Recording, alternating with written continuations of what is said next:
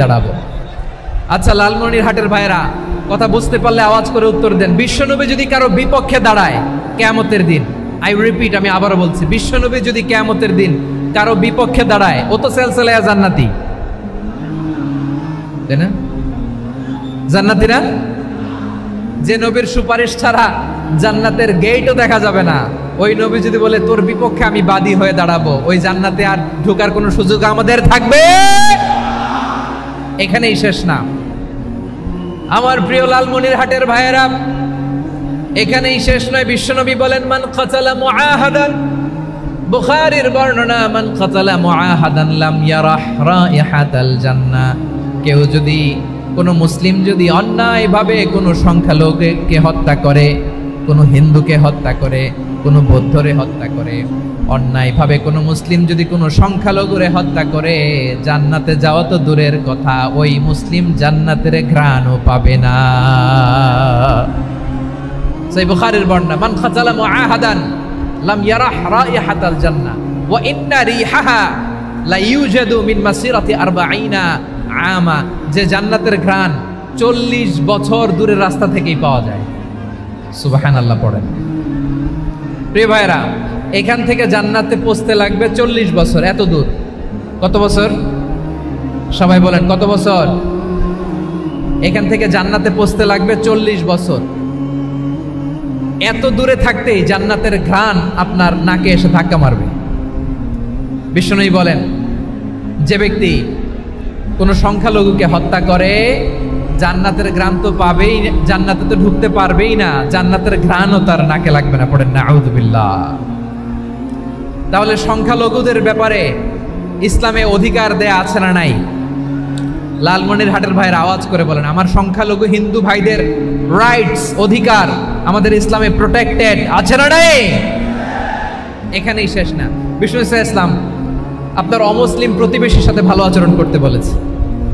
আমাদের হয় না, এটা মুসলিম পাড়া, ওটা বৌদ্ধ পাড়া, হয় না? অনেক সময় হয় না, এটা আমাদের মুসলিম পাড়া, ওইটা হিন্দু পাড়া, এরকম আছে না নাই? লালমনিরহাটে নাই না?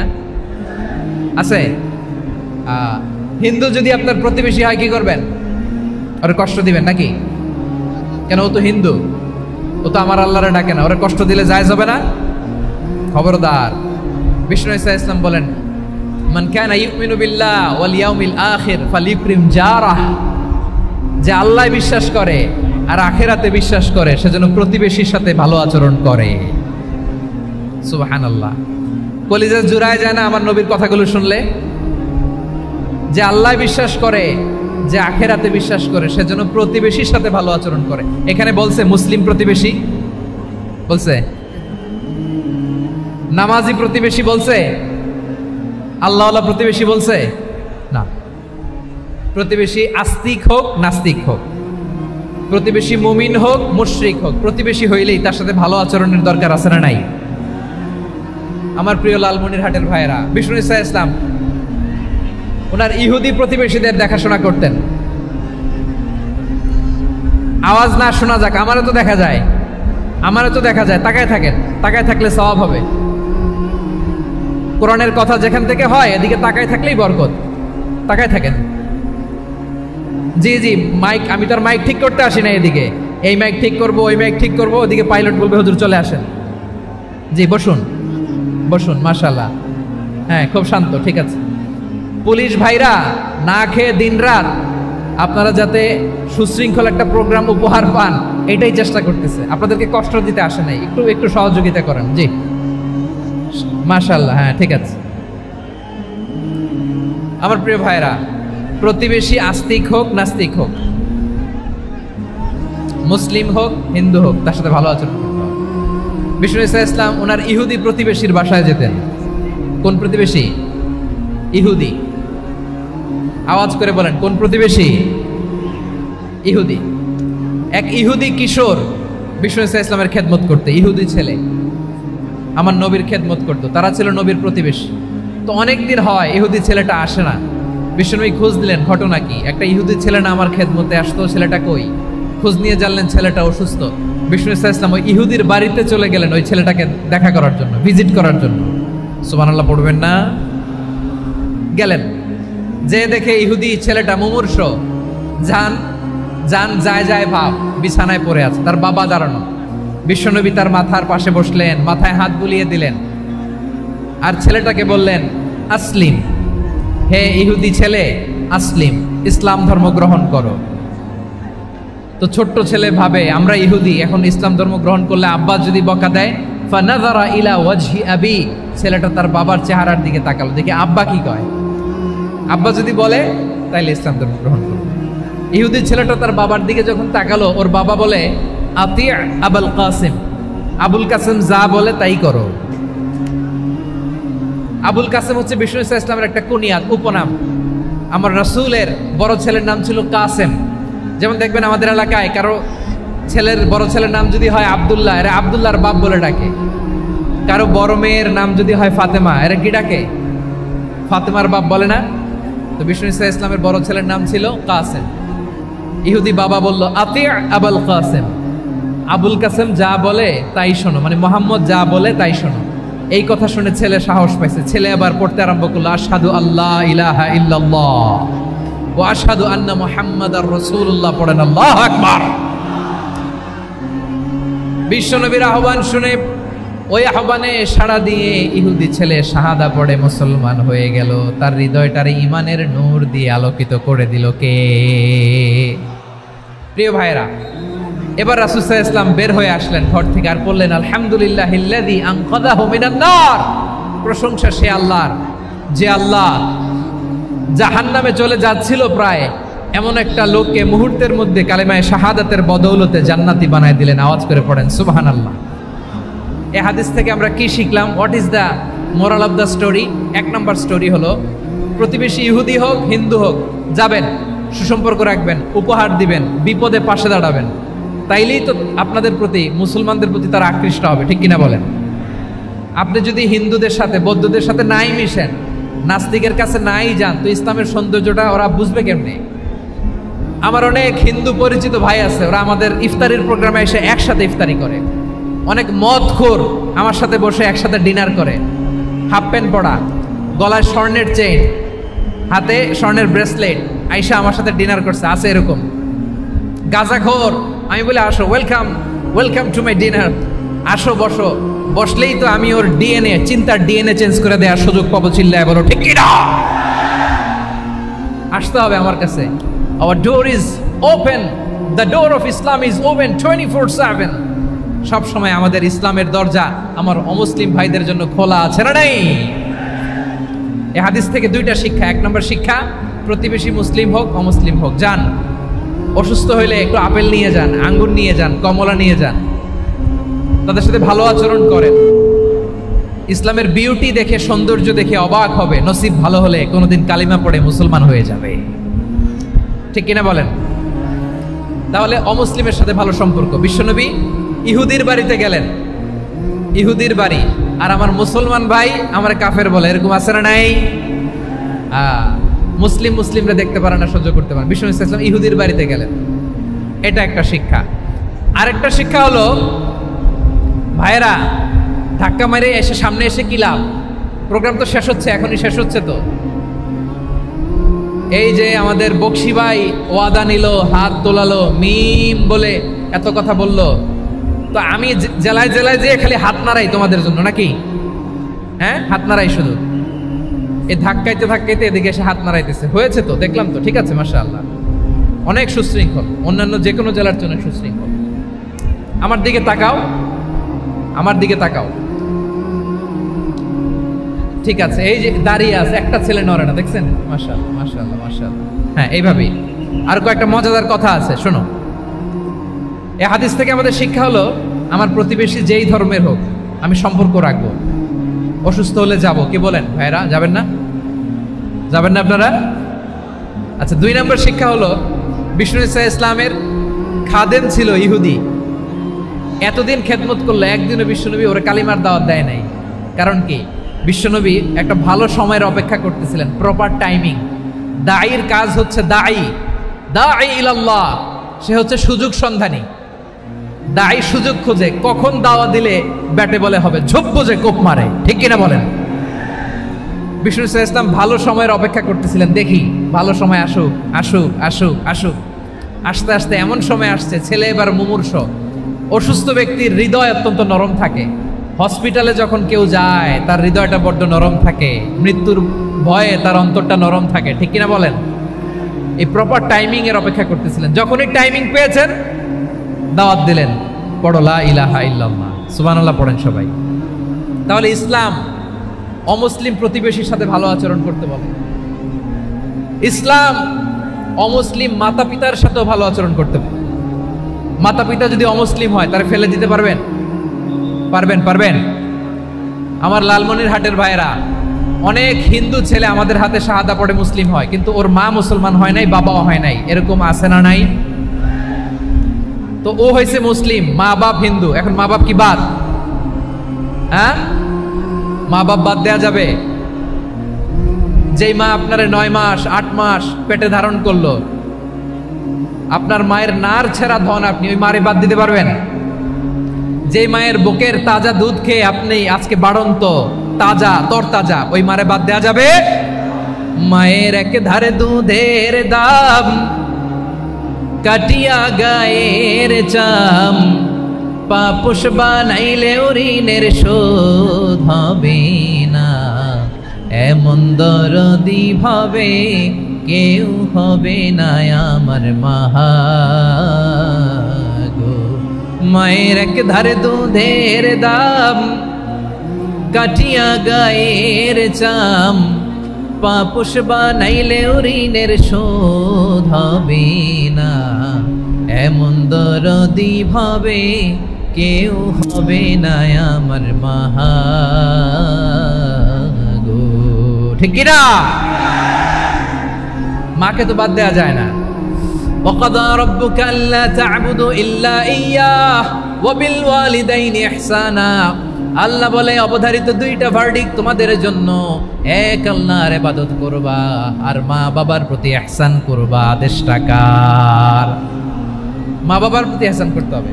আমার মা হিন্দু হোক ভালো আচরণ করতে হবে, বৌদ্ধ হোক ভালো আচরণ করতে হবে।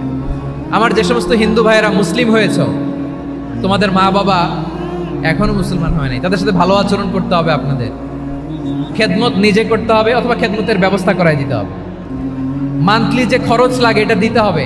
আরে তুমি এখন মুসলিম, তোমার মা বাবা হিন্দু, এখনই তো সুযোগ ইসলামের সৌন্দর্য দেখানো। এখন মা বাবা যদি দেখে আরে এটা হিন্দু থাকতে তো বদমাইশ ছিল, বেয়াদব ছিল, কি এমন ধর্ম সে গ্রহণ করলো যেটা গ্রহণের সাথে সাথে সে পাল্টে গেল? কি এমন ধর্ম সে গ্রহণ করেছে যেটা তার জীবনকে আলোকিত করে দিয়েছে? নসিব ভালো হইলে তারাও কালিমা পড়ে মুসলমান হয়ে যাবে। বিষ্ণু ইসলামের স্ত্রীর নাম ছিল আয়েশা রাদিয়াল্লাহু তাআলা আনহা, আবু বকর রাদিয়াল্লাহু তাআলা আনহুর মেয়ে। আবু বকর রাদিয়াল্লাহু তাআলা আনহুর আরেক মেয়ের নাম হচ্ছে আসমা। কি নাম? দুজনই আবু বকর রাদিয়াল্লাহু তাআলা আনহুর মেয়ে, আসমা আর আয়েশা। নাম দুইটা কেমন লাগে? আসমা নামটা কেমন লাগে? আয়েশা নামটা কেমন লাগে? সবার ভালো লাগে নাই? নাম দুটো আপনাদের ভালো লাগে? লালমনিরহাটে অনাগত যদি কন্যা সন্তান হয়, যদি মনে চায় আসমা রেখে দিতে পারবেন, যদি মনে চায় আয়েশা রেখে দিয়েন। দেশে বিদেশে এয়ারপোর্টে রাস্তাঘাটে শুধু বলে হুজুর একটা নাম দেন, আমার ছেলের একটা নাম দেন, মেয়ের একটা নাম দেন। তো আমার মনে আছে যশোরের 8 দিনের মাহফিলে আমি একটা দুইটা নাম দিয়েছিলাম। আজকে লালমনিরহাটের এই প্রোগ্রামে কন্যা সন্তান যদি হয় দুটা নাম দিলাম, আসমা কিংবা আয়েশা। ইনশাআল্লাহ পড়েন। দুজন বোন, এক মায়ের নাম, বাবা এক মা দুজন। আয়েশা রাদিয়াল্লাহু তাআলা আনহার মায়ের নাম উম্মে রুমান, আর আসমা রাদিয়াল্লাহু তাআলা আনহার মায়ের নাম কুতাইলা বিনতে আব্দুল উজ্জা। আবু বকর রাদিয়াল্লাহু তাআলা আনহু 4টা বিয়ে করেছিলেন। তো একই ঘটনা ঘটেছে এই ফ্যামিলিতে। আসমা ইসলাম ধর্ম গ্রহণ করে মুসলিমা, কিন্তু তার মা কুতাইলা মুশরিকা। আই রিপিট, বোঝার জন্য আমি আবারও বলি, আসমা রাদিয়াল্লাহু তাআলা আনহা মুসলিমা, আর আসমার মা কুতাইলা, আওয়াজ করে বুঝে থাকলে বলেন, আসমার মা মুশরিকা। তার মানে মেয়ে মুসলিম, মা অমুসলিম। ভেজাল আছে না নাই? কিন্তু কুতাইলা আর ধৈর্য ধারণ করতে পারে না। নার ছেড়া ধন, কলিজার টুকরা ধন, কলিজার টুকরা সন্তান আসমারে দেখতে বড্ড মন চায়। সাইয়েদনা আসমা রাদিয়াল্লাহু তাআলা আনহা মক্কা থেকে হিজরত করে মদিনায় চলে গেলেন। হুদাইবিয়ার পর যখন মক্কা মদিনার ট্রাফিক স্বাভাবিক হলো, মক্কার লোক মদিনায় যায়, মদিনার লোক মক্কায় আসে। কোচাইলা কলিজার টুকরা সন্তান আসমারে দেখার জন্য কিছু উপহার নিয়ে বিশাল মরুপথ পাড়ি দিয়ে মক্কা থেকে মদিনায় যায়। সুবহানাল্লাহ বলেন। এখন মা আসছে মেয়ের সাথে দেখা করতে, মেয়ে তো আর দেখা দেয় না। মেয়ে ভাবছে আমার মা তো মুশরিকা, অপবিত্রা, তার সাথে কি দেখা দেয়া যাবে? বিশ্বনবীর দরবারে চলে গেলেন। সুবহানাল্লাহ বলেন। কি সৌভাগ্যবান ছিল তারা, মাসলা জানার দরকার হলেই নবীর দরবারে চলে যেত। ঘরে বউয়ের সাথে ঝগড়া হলে নবীর দরবারে চলে যেত। অনেক সাহাবী বলে আমার পেটে ক্ষুধা লাগলো আমি নবীর কাছে চলে যেতাম, কারণ নবীর চেহারার দিকে তাকালেই আমার পেটের ক্ষুধা মিটে যেত। সাইয়েদনা আসমা রাদিয়াল্লাহু তাআলা আনহা বিশ্বনবীর কাছে চলে গেলেন, যে বললেন ইয়া রাসূলুল্লাহ ইয়া হাবিবাল্লাহ ইন্না উম্মি কাদিমাতুন ইলাইয়া ওয়া হিয়া রাগিবা। আমার মা মক্কা থেকে অনেক দূর মরুর পথ পাড়ি দিয়ে উপহার সামগ্রী নিয়ে মদিনায় আমার সাথে দেখা করতে এসেছে গো নবী। আমার জানতে বড্ড ইচ্ছে হয় আমি আমার মুশরিকা মাখা করতে পারবো কিনা। আফা আসিলুহা, আগে যেমনি আমি আমার মায়ের সাথে ভালো আচরণ করতাম, যেমনি আমি আমার মায়ের সাথে সদাচরণ করতাম গো নবী, এখন আমি মুসলিমা মা মুশরিকা, এখনো কি আগের মতো সদাচরণ করতে পারবো নাকি? বিশ্বনবী বললেন নাম সিলিহা, হ্যাঁ রে আসমা, অবশ্যই অবশ্যই, আগে ঠিক যেমন তুমি তোমার মায়ের সাথে ভালো আচরণ করতে এখনো তেমনি আগের মতো ভালো আচরণ করবা। আওয়াজ করে পড়েন সুবহানাল্লাহ। কি ইসলাম আমরা পেয়েছি, কত ব্রড মাইন্ডেড আমাদের ইসলাম, কত ওপেন মাইন্ডেড ইসলাম, কত ওপেন আপ করতে পারে, চিন্তা করতে পারেন। বিষ্ণু বললেন হ্যাঁ অবশ্যই, নাম সুলিহা, আগে যেমনি ভালো আচরণ করছো আসমা এখন ওইরকমই করো, পারলে আরো বাড়াই করো। সুবহানাল্লাহ বলেন।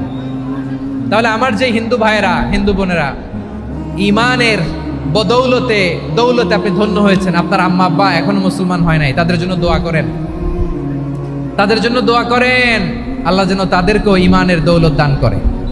আমরা সবাই পড়ি আমিন, আরো জোরে পড়েন আমিন। এখন বলেন ইসলাম কি ন্যারো মাইন্ডেড রিলিজিয়ান না ব্রড মাইন্ডেড? লালমনিরহাটের যুবক ভাইরা আওয়াজ করো, ইসলাম কি ন্যারো মাইন্ডেড না ব্রড মাইন্ডেড? কতটা ব্রড মাইন্ডেড দেখেন। বিশ্বনবী সাল্লাল্লাহু আলাইহি সাল্লাম অমুসলিমরা যদি নবীকে উপহার দিত, ওই উপহারও বিশ্বনবী গ্রহণ করতেন। সুবহানাল্লাহ পড়েন। আপনার অমুসলিম বন্ধু যদি উপহার দেয় সেটাও আপনি নিতে পারবেন, যেটা নেওয়া জায়েজ। কিন্তু আপনার বন্ধু যদি আপনার মদের বোতল দেয়, নিতে পারবেন? হ্যাঁ, মদের বোতল দিলে পারবেন। আপনার বন্ধু যদি আপনার পর্ক দেয়, পর্ক শুকরের গোশত মিশ্রিত কোনো খাবার, ওটা নিতে পারবেন না। হালাল যে কোনো জিনিস নিতে পারবেন। বিশ্বনবী সাল্লাল্লাহু আলাইহি ওয়াসাল্লাম অমুসলিমদের দেয়া হাদিয়া গ্রহণ করতেন। কেমন নবী ছিলেন? আমার নবীরে চিনে নেন, আমার নবীর অ্যাটিটিউড জেনে নেন। বিশ্বনবী সাল্লাল্লাহু আলাইহি ওয়াসাল্লাম যখন কোনো জনপদে যেতেন 3টা অপশন নিয়ে যেতেন। প্রিয় ভাইয়ের আওয়াজ করে বলতে হবে, কোনো জনপদে গেলে আমার নবীর অপশন থাকতো কয়টা? আমার মতো 3 আঙ্গুল উঁচু করে দেখান আর বলুন আমার নবী কোনো জনপদে গেলে কয়টা অপশন নিয়ে যেতেন? 1 নাম্বার অপশন আসলিম তাসলাম। নতুন এলাকায় গেলে বলতেন আসলিম তাসলাম, ইসলাম ধর্ম গ্রহণ করো, শান্তিতে থাকবা, আমার ভাই হয়ে যাবো, আমরা ভাই ভাই, ইসলাম মানো, আমরা ভাই ভাই। অপশন নাম্বার কত? 1। যদি বলে না ইসলাম মানবো না, ওকে, অপশন নাম্বার 2, মুসলিম হওয়ার দরকার নাই, লা ইকরাহা ফিদ্দিন, ইসলামে কোনো বাড়াবাড়ি নাই। খ্রিস্টান আছো থাকো, বৌদ্ধ আছো থাকো, ইহুদি থাকতে চাও থাকো, কিন্তু আমরা যেহেতু রিজিওনাল সুপার পাওয়ার, আমাদের আন্ডারে থাকো, ট্যাক্স দিয়া থাকো, এটার বলে জিজিয়া। আলেম যারা আছেন বুঝবেন এটার আরবিতে কি বলে, জিজিয়া। You pay us the tax, we will give you the security. তোমরা ট্যাক্স দিবা, আমরা সিকিউরিটি দিব, আমাদের আওতায় থাকবা, কেউ তোমাদেরকে আক্রমণ করতে পারবে না, আমরা নিরাপত্তা দিব। সুবহানাল্লাহ বলেন। এটা অপশন নাম্বার কত? আচ্ছা বুঝে থাকলে বলেন 1 নাম্বার অপশন কি ছিল? ইসলাম। ইসলাম মানো শান্তিতে থাকবা, ভাই ভাই, আমরা ভাই ভাই। অপশন নাম্বার 2 ট্যাক্স দাও, আমরা নিরাপত্তা দিব, মুসলিম হওয়া লাগবে না। এখন 1 নাম্বারও মানে না, 2 নাম্বারও মানে না, মুসলিম হবো না, ভালো খ্রিস্টান থাকো, ট্যাক্স দাও, আমরা সিকিউরিটি দিব না, এইটাও মানি না। বিষ্ণু বলেন তাহলে তলোয়ার আমাদের আর তোমাদের মাঝে ফয়সালা করবে, মুসলিমও হব না, ট্যাক্স দিবা, নিরাপত্তা দিব, আমরা সুপার পাওয়ার, আমাদের আন্ডারে থাকবে, এটাও না। তাহলে তোমাদেরকে তো আমরা বিশ্বাস করতে পারি না, কখন না কখন বিশ্বাসঘাতকতা করো, কার সাথে মিলে হাত মিলাও, তলোয়ার আমাদের মাঝে ফয়সালা করবে। তখন তিনি জেহাদের সশস্ত্র সংগ্রামের ঘোষণা দিতেন। সুবহানাল্লাহ পড়েন। দেখেন পশ্চিমারা জেহাদকে এইভাবে চিত্রায়িত করে না, ওরা জেহাদ বলতে বোঝায় তলোয়ার, হাত কাটো, গলা কাটো না, জেহাদ সশস্ত্র সংগ্রাম 3 নম্বরে। অধিকাংশ ক্ষেত্রেই বিশ্বনবীর সুন্দর আচরণ দেখে, আরে আমার নবীর যে নুরানি চেহারা, অনেকে তো কেবল সিরেফ চেহারাটা দেখেই কালিমা পড়ে মুসলমান হয়ে গিয়েছে। যারা মুসলিম হয় নাই তারা তাদের ইসলামেই বলবৎ ছিল, ট্যাক্স দিয়ে ইসলামের আন্ডারে ছিল। যারা এটাও মানে নাই ওইটাও মানে নাই, তাদের বিরুদ্ধে জেহাদ। বিষ্ণু ইসলাম 7ম হিজরিতে যখন খায়বার বিজয়ের পরে ইসলাম রিজিওনাল সুপার পাওয়ার হিসেবে আত্মপ্রকাশ করলো, বিশ্বনবী চিঠি লিখলেন অন্যান্য সুপার পাওয়ারের কাছে, রাষ্ট্রীয় চিঠি লেখে এক রাষ্ট্রপ্রধান আরেক রাষ্ট্রপ্রধানের কাছে, ঠিক কিনা বলেন? জানেন না আপনারা?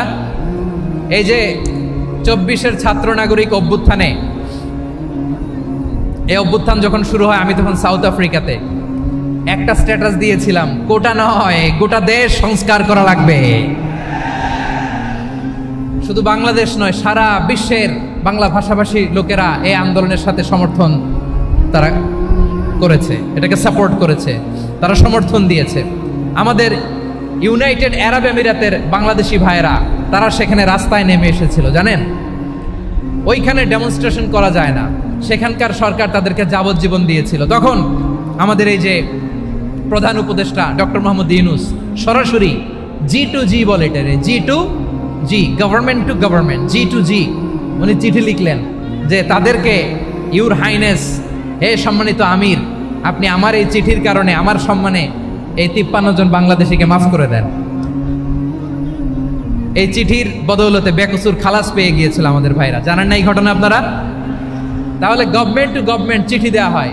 7ম হিজরিতে বিষ্ণু ইসলাম সব সুপার পাওয়ারের কাছে চিঠি দিলেন, রোমান সম্রাটের কাছে, পারস্য অধিপতির কাছে, মিশরের অধিপতির কাছে, সবার কাছে চিঠি লিখলেন। চিঠির ভাষা ছিল এরকম, মিন মুহাম্মাদিন রাসূলিল্লাহ ইলা মুকাওকিস আযীমিল কিবত, মুহাম্মদ রাসূলুল্লাহর পক্ষ থেকে মিশরের বাদশার কাছে, আসলিম তাসলাম, ইসলাম মানো, শান্তিতে থাকবা, সালামুন আলা মান ইত্তাবাআল হুদা, শান্তি তার জন্য যে হেদায়েতের অনুসরণ করে। সুবহানাল্লাহ পড়েন। তো এই চিঠি অনেকে ভালোভাবে রিসিভ করেছে, অনেকে এই চিঠি পাওয়ার পরে নবীর কাছে আবার ইন রিটার্ন উপহার পাঠিয়েছে। কি পাঠিয়েছে? উপহার। মিশরের বাদশাহ মুকাওকিস তিনি বিশ্বনবীকে বিশাল এক উপহারের ডালি পাঠিয়েছেন। মিশরের বাদশাহ মুকাওকিস ছিলেন ধর্মে খ্রিস্টান। লালমনিরহাটের ভাইয়েরা আওয়াজ করে বলেন, মিশরের বাদশাহ ধর্মে কি ছিল? খ্রিস্টান। কি উপহার দিয়েছিল আমার নবীকে? শুনতে মনে চায়? আওয়াজ নাই লালমনিরহাটের গলায়, শুনতে মনে যায়? 1000 স্বর্ণ মুদ্রা, 1000 স্বর্ণ মুদ্রা। 2টা খ্রিস্টান দাসী, একজনের নাম মারিয়া বিনতে শামউন আল কিবতিয়া, আরেকজনের নাম সিরিন বিনতে শামউন আল কিবতিয়া। একজন খ্রিস্টান দাস 20 থান কাপড় জামা বানানোর জন্য, আমরা নবী যেন সেলাই করে জামা বানাতে পারে এজন্য 20 থান কাপড়, 20 থান ফাইন গার্মেন্ট। সুবহানাল্লাহ পড়বেন না? এরপরে একটা গাধা যেটার নাম ছিল উফাইর, আর একটা খচ্চর, এটার নাম ছিল দুলদুল। খচ্চর চিনেন? গাধা আর ঘোড়ার ক্রসিং এ যে প্রাণীটা দুনিয়াতে আসে ওটার খচ্চর বলে। তো এই যে সুপার পাওয়ার খ্রিস্টান বাদশার কাছে নবী চিঠি লিখলেন, ওই খ্রিস্টান বাদশা আমার নবীকে উপহার দিল, বিশ্বনবী এই উপহারগুলো সানন্দে গ্রহণ করেছে। সুবহানাল্লাহ পড়বেন না? তাহলে অমুসলিম কেউ যদি আপনাকে উপহার দেয়, হালাল উপহার হলে আপনি গ্রহণ করতে পারবেন। অনুরূপভাবে পারস্যের বাদশাহ, রোম সম্রাট বিশ্বনবীকে উপহার পাঠিয়েছেন, আমার নবী সবগুলো উপহার গিফট গ্রহণ করেছেন। সুবহানাল্লাহ বলেন। তাহলে প্রিয় লালমনিরহাট, আওয়াজ করে বলুন, ইসলাম কি ন্যারো মাইন্ডেড রিলিজিয়ন না ব্রড মাইন্ডেড? আম্মাজান আয়েশার কাছে মাসালা জানতে চায় মেয়েরা, হে আম্মাজান, অগ্নি উপাসকেরা তাদের ঈদের দিন নওরোজের সময় আমাদেরকে পাখি দেয়, নেওয়া যাবে? উনি বললেন, ওরা জবাই করে দিলে নেওয়া যাবে না, কিন্তু ওরা যদি ফলমূল এরকম খাবার দেয় এগুলো নেওয়া যাবে। তার মানে অমুসলিমদের দেয়া উপহার এটা গ্রহণ করা যায়। সুবহানাল্লাহ বলেন। শুধু তাই নয়, বিষ্ণু ঈসা ইসলাম অমুসলিমদের সাথে আর্থিক লেনদেনও করেছেন, ফিনান্সিয়াল ডিলিং করেছেন। অমুসলিমদের সাথে প্রয়োজনে আপনি ফিনান্সিয়াল ডিলিং করতে পারবেন। আমরা প্রায় দেখি বাজারের মিষ্টির দোকানগুলো আমার হিন্দু ভাইদের। লালমনিরহাটে মিষ্টির দোকান, দইয়ের দোকান কারা চালায়? হিন্দুরা চালায় না। তারপরে যে বারবার শপ, চুল কাটে যে নাপিত, অধিকাংশ নাপিতের দোকানে কারা? আমার হিন্দু ভাইরা। তা আপনি চুল কাটতে পারবেন কিনা? পারবেন কিনা বলেন? পারবেন। তার দোকান থেকে দই মিষ্টি কিনতে পারবেন কিনা? হ্যাঁ, আমার মুসলিম ভাইয়ের দোকান থাকলে ওইটারে আমি বেশি প্রায়োরিটি দিব, ঠিক কিনা?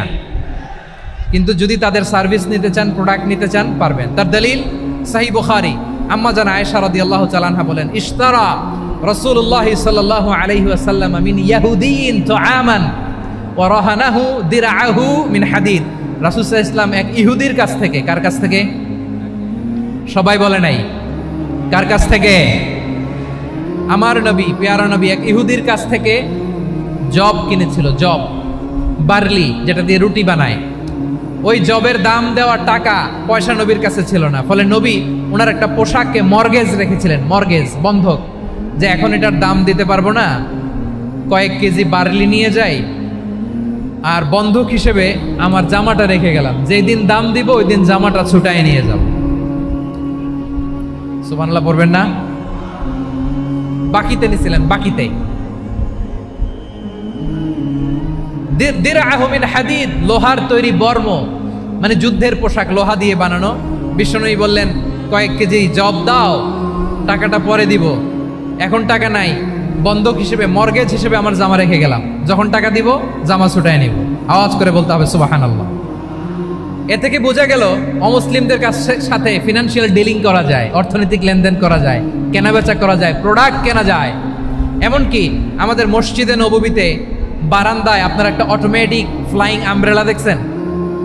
সূর্য যখন বাড়ে মসজিদে নববীর বারান্দায় ইয়ার্ডের মধ্যে অটোমেটিক্যালি কিছু আমব্রেলা আছে, সাঁ করে খুলে যায়, আর সূর্যের তাপ লাগে না। আবার সন্ধ্যাবেলায় এই আমব্রেলাগুলো ওরা ক্লোজ করে ফেলে, দেখেন নাই না?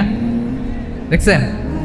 এই মসজিদে নববীকে সর্বোচ্চ উন্নত মানের কনস্ট্রাকশন ইনফ্রাস্ট্রাকচারে ডেভেলপ করার জন্য কর্তৃপক্ষ কিছু অমুসলিম ইঞ্জিনিয়ারের, ডিজাইনারের সহায়তা নিয়েছিল। সুবহানাল্লাহ বলেন। কোন দলিলের ভিত্তিতে? এই দলিলের ভিত্তিতে যে বিষ্ণু ঈসা ইসলাম অমুসলিমদের সাথেও লেনদেন করেছেন। আওয়াজ করে বলতে হবে আল্লাহু আকবার।